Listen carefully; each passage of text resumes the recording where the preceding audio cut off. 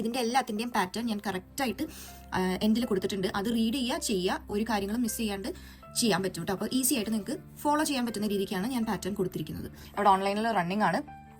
ഇപ്പോൾ സെയിൽ നടക്കുന്നുണ്ട്. 13-ാം തീയതിക്ക് മുന്നേ മാക്സിമം മേടിക്കാൻ നോക്കുക. സെയിലിൻ്റെ എല്ലാ കാര്യങ്ങളും ഞാൻ ഇതിന് മുന്നത്തെ വീഡിയോയിൽ പറഞ്ഞിട്ടുണ്ട്. ലിങ്ക് ഞാൻ ഡിസ്ക്രിപ്ഷനിൽ കൊടുക്കാം, താഴെ പിൻ ചെയ്തും കൊടുക്കാം, കമൻറ്റിൽ പിന്നും ചെയ്ത് കൊടുക്കാം. അപ്പോൾ നിങ്ങൾക്ക് ഹായ് ഗൈസ്, ഇന്ന് നമുക്ക് നേരെയുള്ള സ്റ്റിച്ചുകളൊന്നും അല്ലാണ്ട് കുറച്ച് വളഞ്ഞ സ്റ്റിച്ചുകൾ പഠിച്ചു നോക്കാം. ഇത് ഞാൻ ഇന്ന് പഠിപ്പിക്കാൻ പോകുന്നത് ഇങ്ങനത്തെ സ്റ്റിച്ചുകൾ ചെയ്യാനുള്ളൊരു ബേസ് പാറ്റേൺ ആയിട്ടാണ് കേട്ടോ. ഇത് വെച്ചിട്ട് പല ടൈപ്പിൽ ഇതിൽ വെച്ചിട്ട് കുറേ പാറ്റേൺസ് നിങ്ങൾക്ക് ഉണ്ടാക്കാൻ പറ്റും ഈ സ്റ്റിച്ച് പഠിച്ചു കഴിഞ്ഞാൽ. അപ്പോൾ അതെങ്ങനെ ചെയ്യണമെന്ന് നമുക്ക് നോക്കാം. നിങ്ങൾക്ക് കുറച്ചും കൂടെ ക്ലിയർ ആകാൻ വേണ്ടി ഞാൻ ഈ പിങ്ക് റബ്ബർ കളറിലുള്ള ഒരു നൂലാണ് കേട്ടോ ഉപയോഗിക്കുന്നത്. ഇത് DK വെയിറ്റിലുള്ള യാണാണ്. നമുക്ക് ഇത് വെച്ചിട്ട് എങ്ങനെയാണ് ചെയ്യണമെന്ന് നോക്കാം. ഞാനിവിടെ യൂസ് ചെയ്യുന്നത് 3.5 mm ഹുക്കുമാണ് കേട്ടോ. അപ്പോൾ ഫസ്റ്റ് തന്നെ സ്ലിപ്പ് നോട്ട് ഇട്ട് തുടങ്ങാം. അപ്പോൾ ഇതൊരു ഈസി സ്റ്റിച്ചാണ്, ബിഗിനർ ലെവൽ സ്റ്റിച്ചാണ്. എന്നാൽ കുറച്ച് സ്റ്റിച്ചസ് കൂടുതൽ ഉപയോഗിക്കണം. അതായത് നമുക്ക് ഇവിടെ ഒരു 17 സ്റ്റിച്ചെങ്കിലും ചെയ്താലാണ് ആ ഒരു 17 സ്റ്റിച്ചിൻ്റെയാണ് ഫൗണ്ടേഷൻ റോ വേണ്ടത്. ഐദർ 17 അല്ലെങ്കിൽ 17ൻ്റെ മൾട്ടിപ്പിൾസ്. ഇപ്പം ഞാൻ റെക്കമെൻഡ് ചെയ്യാൻ നിങ്ങൾക്ക് ആ കറക്റ്റ് ഒരു പാറ്റേൺ കിട്ടണം എന്നുണ്ടെങ്കിൽ 2 വട്ടമെങ്കിലും 17 എന്നുള്ളത് റിപ്പീറ്റ് ചെയ്യണം. അതായത് 34 സ്റ്റിച്ചെങ്കിലും ഫൗണ്ടേഷൻ ചെയിനായിട്ട് ഇട്ടാൽ മാത്രമാണ് നിങ്ങൾക്ക് ആ കറക്റ്റ് ഒരു റിപ്പീറ്റേഷൻ അല്ലെങ്കിൽ ആ ഒരു പാറ്റേൺ നിങ്ങൾക്ക് കറക്റ്റായിട്ട് ഫോം ആവത്തുള്ളൂ. അപ്പം നമ്മളിവിടെ ചെയ്തിരിക്കുന്നത് 2 വട്ടമാണ് 17ൻ്റെ സ്റ്റിച്ച് ഇട്ടിരിക്കുന്നത്. അതായത് 34 ചെയിൻ ഇട്ടു. ഇതിനെ നമ്മൾ ഫൗണ്ടേഷൻ റോ എന്നാണ് പറയുന്നത്. ഫൗണ്ടേഷൻ റോയും ബേസ് റോയും തമ്മിലുള്ള വ്യത്യാസം അറിയാത്തവർക്ക്, ഫൗണ്ടേഷൻ റോ എന്ന് പറയുന്നത് നമ്മൾ ഫസ്റ്റ് എത്ര ചെയിൻ ഇട്ടിട്ടാണ് സ്റ്റാർട്ട് ചെയ്യേണ്ടത് എന്നുള്ളതാണ് ഫൗണ്ടേഷൻ റോ. ബേസ് റോ എന്ന് പറയുന്നതിൻ്റെ തൊട്ടടുത്ത റോ ആയിരിക്കും. അതിൽ ചിലപ്പോൾ പാറ്റേൺ ഫോമായി തുടങ്ങിയിട്ടുണ്ടാവില്ല. അപ്പം നമ്മുടെ ബേസ് റോ എന്ന് പറയുന്നത് ഇനി അടുത്ത റോയാണ്. അതിന് വേണ്ടിയിട്ട് നമുക്ക് ആദ്യം തന്നെ 3 ടേണിങ് ചെയിൻ ഇടണം. അതായത് 34 ചെയിൻ അല്ലാതെ 3 ചെയിനും കൂടെ ഇടണം. അതിനുശേഷം നമ്മൾ ആദ്യത്തെ 2 വിട്ടിട്ട് 3-ാമത്തേലോട്ട് നമ്മൾ എന്താ ചെയ്യണമെന്ന് വെച്ച് കഴിഞ്ഞാൽ ഒരു സിംഗിൾ ക്രോഷിയാണ് ചെയ്യുന്നത്. സിംഗിൾ ക്രോഷ്യ ചെയ്തതിന് ശേഷം ഈ അറ്റം വരെ സിംഗിൾ ക്രോഷ്യ ചെയ്യുക. ഇതപ്പോൾ ഒരു ബേസ് ഫോം ചെയ്യാൻ വേണ്ടി മാത്രമാണ്. നമ്മുടെ പാറ്റേൺ അവിടെ തുടങ്ങിയിട്ടില്ല, അതുകൊണ്ടാണ് അതിനെ ബേസ് റോ എന്ന് പറയുന്നത്. അപ്പോൾ ഫൗണ്ടേഷൻ റോ, ബേസ് റോ, പിന്നെയായിരിക്കും ചിലപ്പോൾ റോ 1 റോ 2 എന്ന് പറഞ്ഞിട്ട് തുടങ്ങുക. ചിലർ ഈ ബേസ് റോനെ തന്നെ റോ 1 എന്ന് പറഞ്ഞിട്ട് സ്റ്റാർട്ട് ചെയ്യും. അപ്പോൾ നമുക്ക് ഇവിടെ വരുന്നത് എത്രയാണെന്ന് വെച്ച് കഴിഞ്ഞാൽ നമുക്കിനി 35 പ്രാവശ്യം സിംഗിൾ ക്രോഷ്യ ചെയ്ത് കഴിയുമ്പോഴാണ് നമുക്ക് ബേസ് റോ വരുന്നത് കേട്ടോ. നമ്മളപ്പോൾ ആ ഒരു ബേസ് റോ നമ്മൾ ചെയ്തു. അതായത് സിംഗിൾ ക്രോഷ്യ ത്രൂ ഔട്ട് ചെയ്തിട്ട് നമുക്കിനി വേണ്ടത് ഒരു ചെയിനാണ് ഇനി അടുത്തത് ടേൺ ചെയ്യാൻ വേണ്ടത് കേട്ടോ. അപ്പോൾ അതിനെ സിംഗിൾ ക്രോഷ്യ ആയിട്ട് തന്നെ കണക്ക് കൂട്ടും. അത് ടേൺ ചെയ്തതിന് ശേഷം നമ്മുടെ ഫസ്റ്റ് ചെയിൻ ഉണ്ടല്ലോ, അതായത് സിംഗിൾ ക്രോഷ്യ നിൽക്കുന്ന, അതായത് ചെയിൻ 1 നിൽക്കുന്ന അതേ സ്റ്റിച്ചിലോട്ട് കാണാമെന്ന് വിചാരിക്കുന്നു. അതേ സ്റ്റിച്ചിലോട്ട് 2 വട്ടം സിംഗിൾ ക്രോഷ്യ ചെയ്യാം. ഓക്കെ, 1 2. അപ്പോൾ ഈ ഇൻക്രീസ്, ഇതിലൊരു ട്രിക്ക് എന്താണെന്ന് വെച്ച് കഴിഞ്ഞാൽ ഇൻക്രീസ് നമ്മൾ എവിടെ ചെയ്യുന്നു അതാണ് നമ്മുടെ പീക്ക്. പീക്ക് എന്ന് വെച്ച് കഴിഞ്ഞാൽ ഈ ഒരു മല പോലെ വരുന്നത്. അതേസമയം നമ്മളെവിടെ സ്കിപ്പ് ചെയ്യുന്നു അല്ലെങ്കിൽ ഡിക്രീസ് ചെയ്യുന്നു അവിടെയാണ് നമ്മുടെ ഡിപ്പ് വരിക. അതാണ് അതിൻ്റെ ഒരു ടെക്നിക്ക്. നമ്മൾ ചെയ്യാൻ പോകുന്നത് 7 വെച്ചിട്ടാണ്. അതായത് 7 സ്റ്റിച്ചിലോട്ട് ഇനി പിന്നെ സിംഗിൾ ക്രോഷ്യ തന്നെ ചെയ്യാം കേട്ടോ. അടുത്ത 2 സ്റ്റിച്ച് നമ്മൾ ഡിക്രീസ് അല്ല ചെയ്യാൻ പോകുന്നത്, പകരം ഇത് രണ്ടും സ്കിപ്പ് ചെയ്യാണ് കേട്ടോ. അപ്പോൾ സെയിം ഡിക്രീസിൻ്റെ എഫക്റ്റ് തന്നെ ചെയ്യും. അപ്പോൾ ഇത് രണ്ടും സ്കിപ്പ് ചെയ്തിട്ട് നമ്മൾ 3-ാമത്തെ ചെയിനിലോട്ട് സിംഗിൾ ക്രോഷ്യ ചെയ്യാണ്. ഓക്കെ, ഞാൻ കാണിച്ചു തരാം. നമുക്കത് ചെയ്യുമ്പോൾ തന്നെ ഇവിടെ ഒരു ഡിപ്പ് ഫോമായി, കണ്ടോ? ഇങ്ങനൊരു ഡിപ്പ് ഫോമായി. അപ്പോൾ അതിനെ മറ്റേ സൈഡ് പീക്കായിട്ട് കയറുകയും ചെയ്തു. ഇത് കറക്റ്റായിട്ട് പാറ്റേൺ മനസ്സിലാക്കണമെങ്കിൽ അറ്റം വരെ ചെയ്ത് പോയി കഴിഞ്ഞാലാണ് ആ ഒരു പാറ്റേൺ മനസ്സിലാവുള്ളൂ.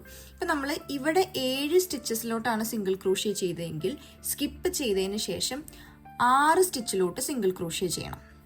6 സ്റ്റിച്ചിലോട്ട് സിംഗിൾ ക്രോഷ്യ ചെയ്തതിന് ശേഷം 7-ാമത്തെ സ്റ്റിച്ചിൽ നമ്മളിനി എന്താ ചെയ്യാൻ പോണെന്ന് വെച്ച് കഴിഞ്ഞാൽ നമ്മൾ 3 സിംഗിൾ ക്രോഷ്യയാണ് സെയിം 7-ാമത്തെ സ്റ്റിച്ചിലോട്ട് തന്നെ ചെയ്യുന്നത്. അതായത് ഇൻക്രീസ് ചെയ്യാണ്. അതിലൊരെണ്ണം ഇതിലേക്ക് പോകേണ്ട സിംഗിൾ ക്രോഷ്യയും ബാക്കി 2 നേരത്തെ സ്കിപ്പ് ചെയ്തില്ലേ അതിൻ്റെയുമായിട്ട് കണക്ക് കൂട്ടിക്കഴിഞ്ഞ് കഴിഞ്ഞാൽ സ്റ്റിച്ചസ് എപ്പോഴും സെയിം ആയിട്ട് വരും. അതായത് ഡിക്രീസ് ചെയ്താലും ഇൻക്രീസ് ചെയ്താലും സ്റ്റിച്ചസിൻ്റെ നമ്പർ സെയിം ആയിരിക്കും. പക്ഷെ തുടങ്ങുന്നത് ഒരു പീക്കിലും എൻഡ് ചെയ്യുന്നത് ഒരു പീക്കിലും ആയിരിക്കും എന്നുള്ളത് ചിന്തിച്ചാൽ മതി. ഓക്കെ, ഇങ്ങനത്തെ തന്നെയാണ്. ഇപ്പം ഇത്രയും ചെയ്തതാണ്. ഇപ്പം നിങ്ങൾക്ക് നോക്കിക്കഴിഞ്ഞാൽ ആ ഒരു ഫോർമേഷൻ വി ഫോർമേഷൻ വന്നു. ഇങ്ങനെ തന്നെയാണ് റിപ്പീറ്റ് ചെയ്ത് പോവുക.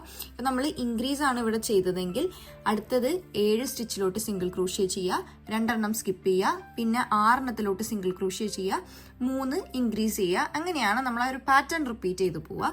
പക്ഷേ ഈ അറ്റത്തുണ്ടല്ലോ, ഈ 2 അറ്റത്തും നമ്മൾ 2 വട്ടമാണ് സിംഗിൾ ക്രോഷ്യ ചെയ്യത്തുള്ളൂ. ബാക്കി എത്ര നിങ്ങൾ നീളത്തിലെടുത്തോ അത്രയും നീളം കറക്റ്റായിട്ട് പോകും. അപ്പം ഞാനിത് കംപ്ലീറ്റ് നിങ്ങൾക്ക് ചെയ്ത് കാണിച്ചു തരാം. ഇവിടെ ഇപ്പോൾ 3 നമ്മൾ ചെയ്ത് ഇൻക്രീസ് ചെയ്തു. അതിന് ശേഷം 7 സിംഗിൾ ക്രോഷ്യയാണ് നമുക്ക് ചെയ്യേണ്ടത്.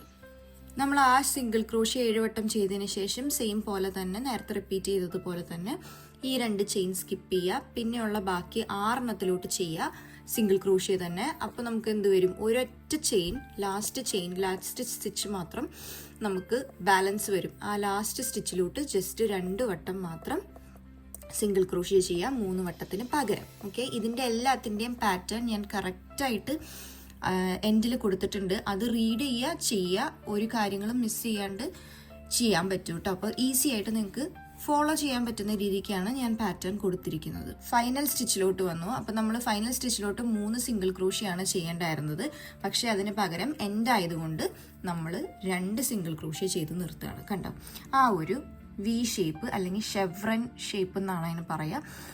ആ ഒരു ഷേപ്പ് വന്നു. ഇതിപ്പോൾ നമ്മൾ സിംഗിൾ ക്രോഷ്യ വെച്ചിട്ടാണ് ചെയ്യുന്നത്. സിംഗിൾ ക്രോഷ്യയിൽ ബാക്ക് ലൂപ്പ് മാത്രം വെച്ച് കഴിഞ്ഞാൽ നമുക്ക് ടെക്സ്ചർ ഫോം ആവുന്നതുണ്ട്. ഇതിൻ്റെ തന്നെ ഡബിൾ ക്രോഷ്യ വെച്ചിട്ട് ചെയ്യാൻ പറ്റുന്നതുണ്ട്. ഇതല്ലാതെ ഇത്രയും കൂർത്തിരിക്കാതെ വളരെ സ്മൂത്തായിട്ട് നിൽക്കുന്ന ടൈപ്പ് ഉണ്ട്. അതിനെ റിപ്പിൾസ് എന്നാണ് പറയുക. അപ്പം അങ്ങനെ പല ടൈപ്പ് ഓഫ് പാറ്റേൺസ് നമുക്ക് ഈ ഒരു ഒറ്റ സ്റ്റിച്ച് പഠിച്ചു കഴിഞ്ഞാൽ, ഇതിൻ്റെ ഒരു ലോജിക്ക് പഠിച്ചു കഴിഞ്ഞാൽ നമുക്ക് ഉണ്ടാക്കാൻ പറ്റും. ഇപ്പോൾ ഇതിൽ മെയിനായിട്ട് നിങ്ങൾ പഠിച്ചത് ഇത്രയാണ്. ഡിപ്പിന് വേണ്ടിയിട്ട് ഐദർ ഡിക്രീസ് ചെയ്യുക അല്ലെങ്കിൽ സ്കിപ്പ് ചെയ്യുക, പീക്കിന് വേണ്ടിയിട്ട് നിങ്ങൾ ഇൻക്രീസ് ചെയ്യുക. ഇനി ഇതെല്ലാം ഞാൻ എടുക്കുന്നത് ഈ ഒരു നമ്മൾ സ്ഥിരമായിട്ട് കാണാറുള്ള ഈ ഒരു ബുക്കിൽ നിന്നാണ് കേട്ടോ.